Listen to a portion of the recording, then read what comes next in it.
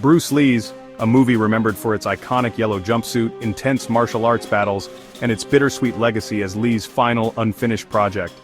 But what if I told you the movie we got is barely a shadow of what it was meant to be?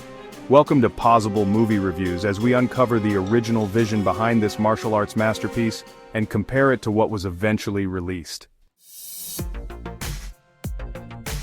The original concept 4 was much more than a simple martial arts action film.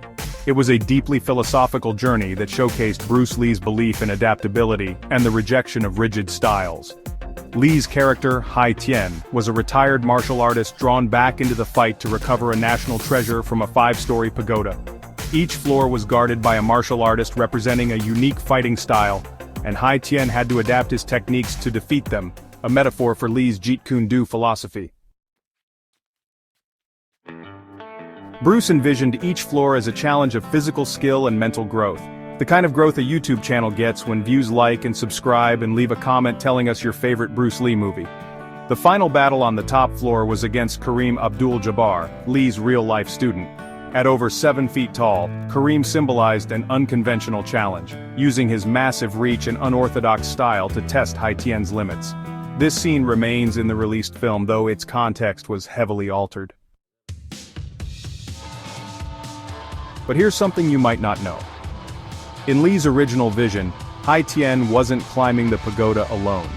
He was joined by a group of friends, each with their own skills and fighting styles. They were meant to highlight the value of teamwork and camaraderie in the face of adversity. Unfortunately, this element was scrapped when production stopped after Lee's untimely death in 1973. Now let's compare that to the 1978 version. After Lee's death, the film was completed with stand-ins, body doubles, and re-edited footage from Lee's earlier films.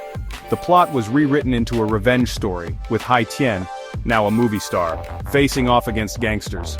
The philosophical depth and unique challenges of the pagoda were replaced with a standard action movie narrative.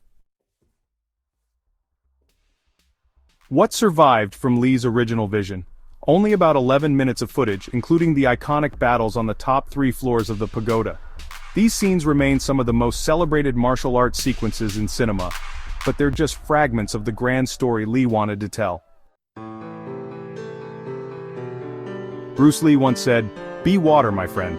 It's tragic that his final film wasn't allowed to flow as he intended, but even in its incomplete form it stands as a testament to Lee's genius and his philosophy.